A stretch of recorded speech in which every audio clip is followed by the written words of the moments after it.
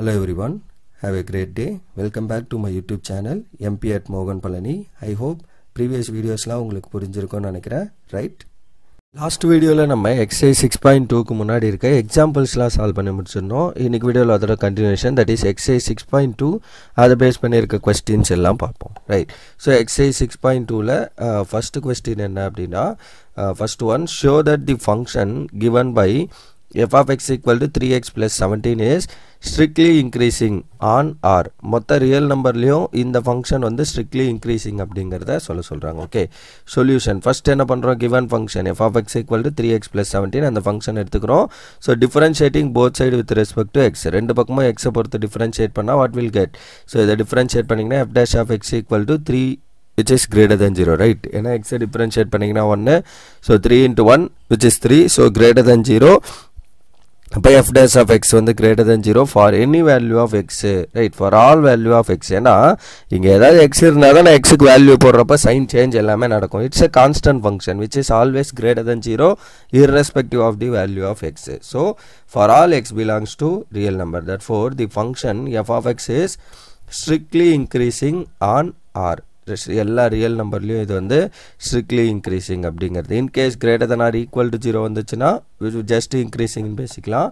strictly greater than 0ன்றதுனால strictly increasing, அவ்வளவுதான். second one, show that the function given by f of x equal to e power 2x is strictly increasing on r. so இந்த function e power 2xங்கிறது strictly increasing இருக்கும் rல, real நம்பர்ல அப்படிங்கறத சொல்லணும். அப்ப solution என்ன, given f of x equal to e power 2x. so differentiating both side with respect to x, ரெண்டு பக்கமும் x பொறுத்து differentiate பண்ணா what is f dash of x? e power 2x into 2x, பவர்ல இருக்க 2x differentiate பண்ணீங்கன்னா 2, e power ax ஓட differentiation e power ax into a, அதே தான் இது. so அப்ப 2 into e power 2x, exponential function always positive, right? so irrespective of the value of x, இந்த x க்கு நீங்க என்ன வேல்யூ கொடுத்தாலும் இது பாசிட்டிவ் தான். 2ங்கற நம்பர் பாசிட்டிவ், அப்ப ரெண்டோட ப்ராடக்ட்டும் பாசிட்டிவ் தான், which is greater than 0. therefore f dash of x is greater than 0 for all value of x belongs to r. therefore the function f of x is strictly increasing on r. so எல்லா real நம்பருக்கும் இது வந்து strictly increasing, அவ்வளவுதான் விஷயம். Second question. Third one என்ன அப்படின்னா, show that the function given by, so function எப்படி கொடுத்திருக்காங்க அப்படின்னா f of x equal to sin x is increasing, strictly increasing in 0, pi by 2 and neither increasing nor decreasing in 0, pi. so அப்படிங்கிற மாதிரி நம்மளுக்கு क्वेश्चनல கொடுத்திருக்காங்க. அப்ப 0, pi by 2, pi, அதாவது 0, 90, 180 மூணு வேல்யூஸ்லயும் நம்ம இந்த சைனோட ஃபங்க்ஷனோட இன்க்ரீசிங் அண்ட் டிக்ரீசிங் பத்தி பார்க்க போறோம். ஓகே, ஏன்னா அப்பதான் இங்க ஸ்ட்ரிக்ட்லி இன்க்ரீசிங் அப்படின்னு வந்துருச்சுன்னா இந்த இடத்துல நெய்தர் இன்க்ரீசிங் நார் இன்க்ரீசிங், அப்ப ஜெனரலி பேசுறப்ப பை வரைக்கும் போகுது, அப்ப pi by 2ல இருந்து பை வரைக்கும் இட் இஸ் ஸ்ட்ரிக்ட்லி டிக்ரீசிங்கா இருக்கும் மேபி. ஓகே, ஏன்னா இங்க ஸ்ட்ரிக்ட்லி இன்க்ரீசிங் வந்ததுனால pi by 2 to pi போறப்ப ஸ்ட்ரிக்ட்லி டிக்ரீசிங்கா இருக்கும். அப்போ ஒரு பாதியில இன்க்ரீசிங்கும் ஒரு பாதியில டிக்ரீசிங்கும் இருக்கிறதுனால இட் இஸ் நெய்தர் இன்க்ரீசிங் நார் டிக்ரீசிங்கிறது ஃபைனல் செகண்ட் கண்டிஷனா நம்ம ப்ரூவ் பண்ண வேண்டியிருக்கு. ஓகே, ஸோ சொல்யூஷன் பாருங்க. ஃபர்ஸ்ட் என்ன பண்றோம், சேம் ப்ரொசீஜர் தான், டிஃபரன்ஷியேட் பண்ணிட்டு ப்ரொசீட் பண்ண வேண்டியதா. given f of x equal to sin x, differentiating both side with respect to x, ரெண்டு பக்கமும் x பொறுத்து டிஃபரன்ஷியேட் பண்ணீங்கன்னா will get f dash of x equal to cos x. sin x differentiate பண்ணீங்கன்னா cos x. so in 0, pi by 2, cos x வந்து நம்மளுக்கு என்னவா இருக்கும், பாசிட்டிவா இருக்கும் 0, pi by 2ல. so f dash of x வந்து நமக்கு பாசிட்டிவ், so பாசிட்டிவ், அதாவது strictly greater than 0 for all x belongs to 0 to pi by 2.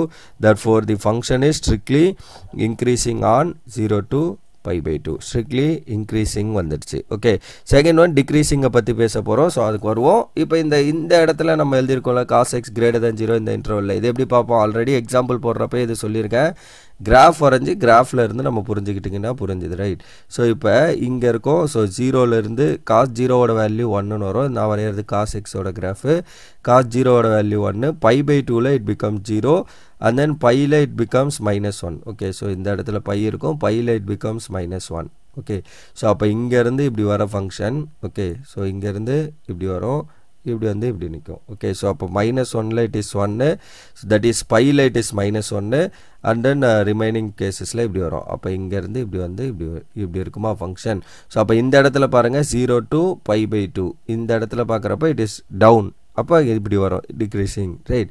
Similarly இங்க இருந்து இப்படி போகுது. ஸோ இதனால் ரெண்டு விஷயம், இங்கே ஃபுல்லாகவே டவுன் ஆகிறதுனால இட் இஸ் டிக்ரீசிங். ஸோ அவ்வளோதான் நம்மளோட ஐடியா, அதுதான் அங்கே பேசியிருப்போம். இதே நீங்கள் ஜென்ரலி சைனோட கிராஃப் வச்சு பேசுனீங்கன்னா இன்னும் அது அங்கேயே தெரிஞ்சிடும் நம்மளுக்கு எங்கே இன்க்ரீசிங் எங்கே டிக்ரீசிங்காக இருக்கும் அப்படிங்கிறது, டேரெக்டாக சைனோட கிராஃப் வச்சு பேசுனீங்கன்னா. ஸோ இப்படி இருக்கும். ஸோ இங்கேருந்து டேரெக்ட்லி நான் பேசுகிறேன் சைனோட கிராஃப் வச்சு அப்படின்னா ரைட்டில் மட்டும் பேசுகிறேன். ஸோ அப்போ இங்கே 0, இங்கே π/2 இருக்குன்னு வைங்க, இங்கே π.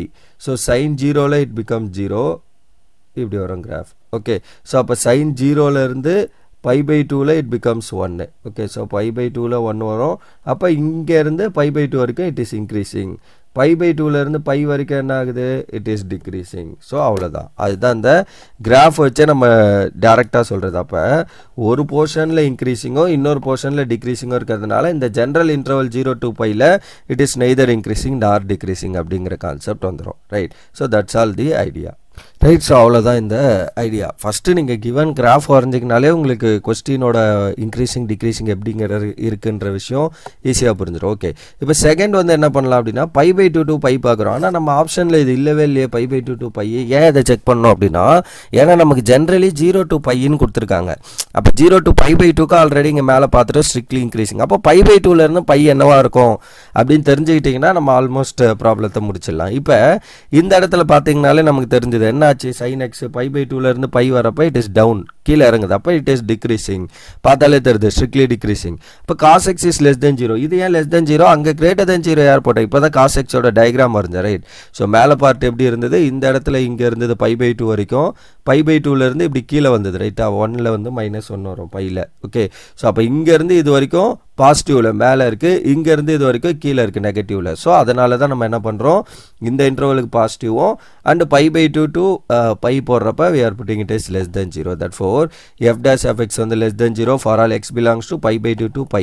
therefore the function is strictly decreasing on π/2, π. இந்த இன்டர்வலில் வந்து என்னவா இருக்குது, ஸ்ட்ரிக்ட்லி டிக்ரீசிங்காக இருக்குது. அப்போ ஒரு இன்டர்வல் ரெண்டு பார்ட்டாக பிரித்து ஒரு பார்ட்டில் ஸ்ட்ரிக்ட்லி இன்க்ரீசிங்கும். ஸோ தேர்ட் ஒன் அதுதான் இங்கே எழுதியிருக்கேன். Since f dash of x is greater than 0 for all x belongs to 0, π/2 and f dash of x is less than 0 for all x belongs to π/2, π. அப்போ ஒரு பார்ட்டில் ஸ்ட்ரிக்ட்லி இன்க்ரீசிங்கோ ஒரு பார்ட்டில் strictly டிக்ரீசிங்கோ இருக்கிறதுனால f is neither increasing nor decreasing அப்படிங்கிறது தான் general interval. அந்த மொத்த இன்டர்வல் 0, π-ல it is neither increasing nor decreasing அப்படிங்கிறது தான் நம்மளோட idea proof. Right, so that's all for this question number 3. Okay, then fourth question என்ன அப்படின்னு பார்ப்போம். ஸோ ஃபோர்த் கொஸ்டின் என்ன அப்படின்னா, find the intervals in which the function f is given by f of x equal to 2x² - 3x.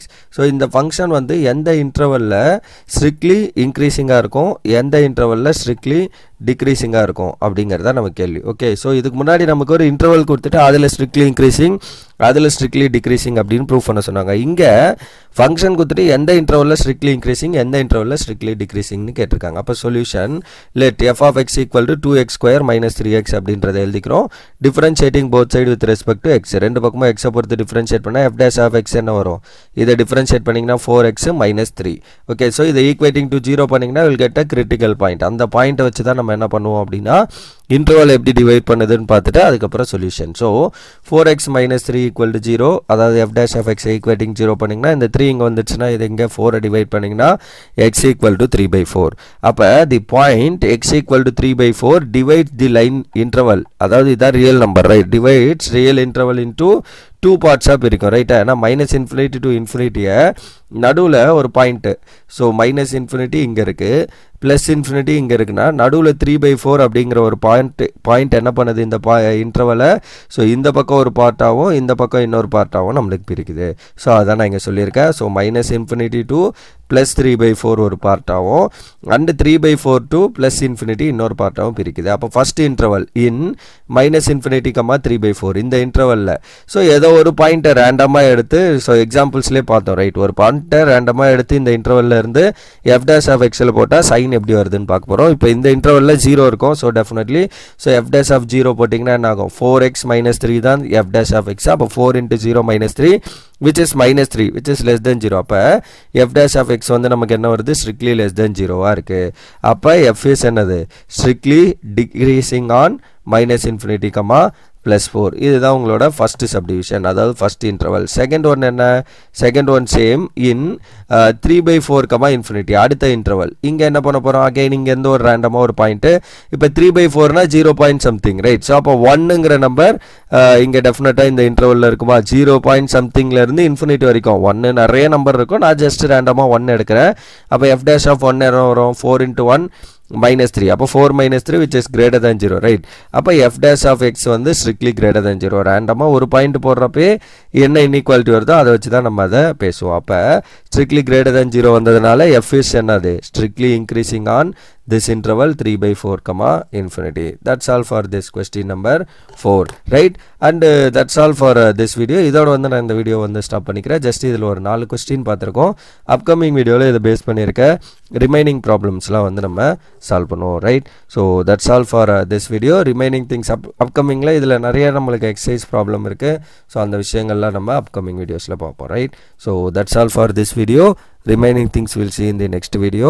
Thank you. We'll see in the next video. Thank you.